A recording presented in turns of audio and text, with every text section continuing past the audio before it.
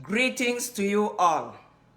The 2020 MIDORI Prize for Biodiversity coincides with what many consider to be a super year for biodiversity, during which the global community is developing an ambitious post-2020 global biodiversity framework expected to be adopted by the Conference of the Parties to the Convention on Biological Diversity in 2021.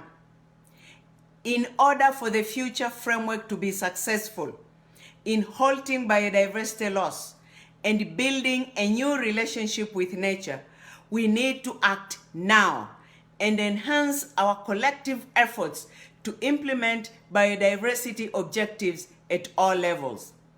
I'm convinced that the three winners of the 2020 MIDORI Prize Award for Biodiversity are perfect allies on this journey.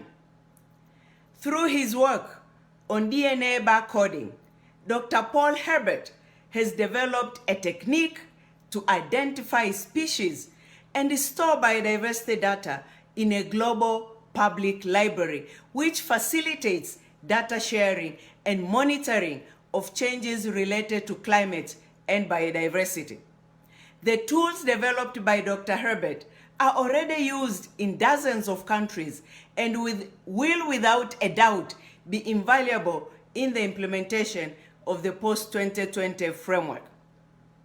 The success of Mr. Emmanuel Binyui Wisi's apiculture initiatives and the impacts of his capacity building, education, and reforestation campaigns have positively transformed the lives of thousands of women and local community members in Cameroon.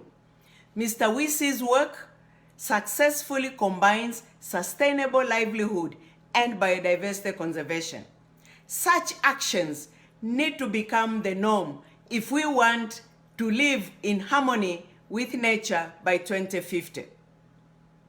Ms. Melina Sakiyama contributed to building a whole global movement for young people to engage in biodiversity issues. Her work on capacity building and youth empowerment brought hundreds of young leaders to implement biodiversity conservation initiatives in support of the Aichi biodiversity targets and national biodiversity strategies and action plans. Let's bring all generations in this movement for biodiversity. These extraordinary individuals have demonstrated leadership as well as commitment and contributed positively to the objectives of the Convention on Biological Diversity at local, regional, and international levels. Their work is original and inspiring.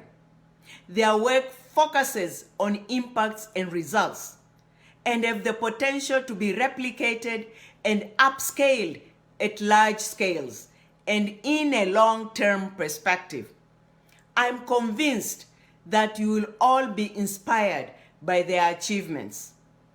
Thank you and sincere congratulations to the 2020 MIDORI Award winners.